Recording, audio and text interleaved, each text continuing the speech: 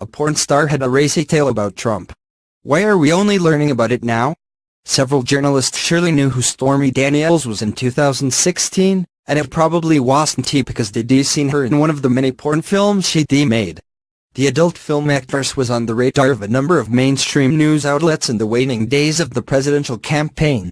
Reporters from ABC, Fox News, The Daily Beast and Slate.com were pursuing a potentially explosive story that Daniels had allegedly had an affair with Donald Trump in 2006, only months after Trump's wife, Melania, had given birth to their son, Barron. Yet no one went with the story.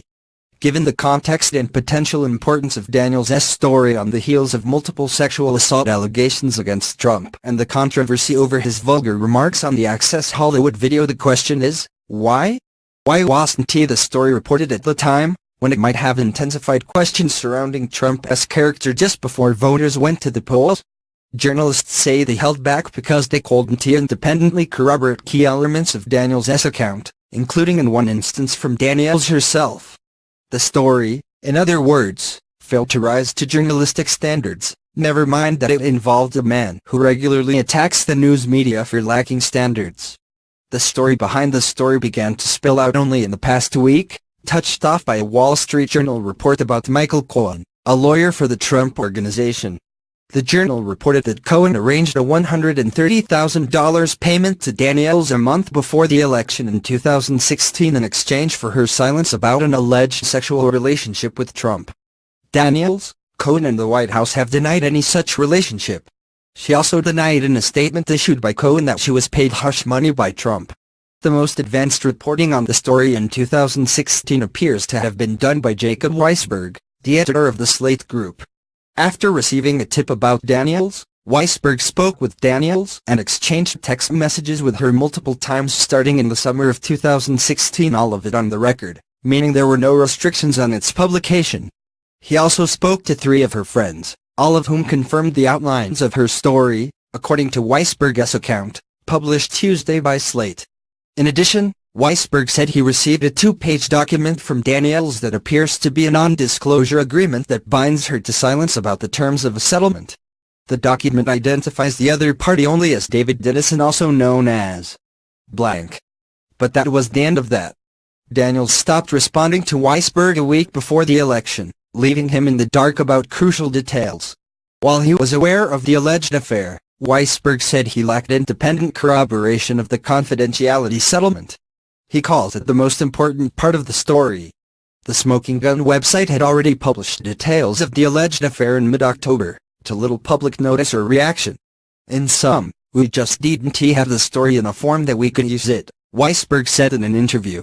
He added, I don't think we were too cautious in not publishing at the time. We just didn't have it nailed down. I regret that we couldn't publish it, but not that we didn't publish it under the circumstances. The Daily Beast's executive editor, Noah Shachtman, said his publication decided not to go with the story despite having 3 sources confirming the affair, including one on the record, Daniels' friend Alana Evans. Evans recounted her story on the Today Show on Tuesday. Daniels herself was ready to confirm it as well, he said, but she backed out of an interview on November 3, apparently after signing the non-disclosure agreement.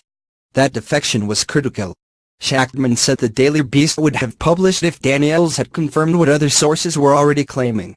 Without that first-person confirmation, we didn't feel comfortable running the story, especially with just a few days to go before the election, he said. The website's reporters periodically checked back in with Daniels' camp, but were told she wasn't talking. Now we know why, he said, referring to the non-disclosure agreement. ABC News and Fox News, both of which also pursued the story but didn't report it, declined to comment. Of the 2, Fox appears to have come closest. One of its reporters, Diana Falzoni, reportedly filed an online story in October 2016 about an alleged sexual relationship between Trump and Daniels, according to CNN.com. The story was killed, though it is not entirely clear why.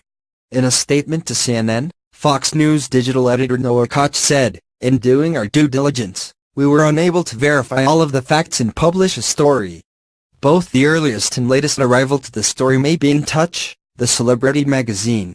Despite Daniels' denials of an affair, The publication on Wednesday unearthed what it said was an interview with her in which he described a year-long sexual relationship with Trump, an interview the magazine conducted with Daniels in 2011 but never published. Why did it take more than 6 years to print Daniels' account? I think that's everyone's question right now, said James Heidenreich, In Touch's editorial director, in an interview. I've only been here since November. I can't speak to decisions that were made before then. Heidenreich said the interview with Daniels, conducted by a former staffer, had fallen off the radar for the magazine's current staff and only rang a bell after Daniels landed back in the news last week. In Touch has not published the recording or made it public. Daniels, who wasn't bound by a non-disclosure agreement at the time, spoke freely and at length about Trump to In Touch. Daniels and her then-husband, who corroborated his wife's account, both took polygraph tests supervised by the magazine and passed, Heidenreich said. Although voters were left in the dark about Trump's alleged relationship with Daniels before the election, news organizations' reluctance to publish the story suggests a high level of professionalism, said Tom Rosenstiel, executive director of the American Press Institute. It is not clear whether any news organization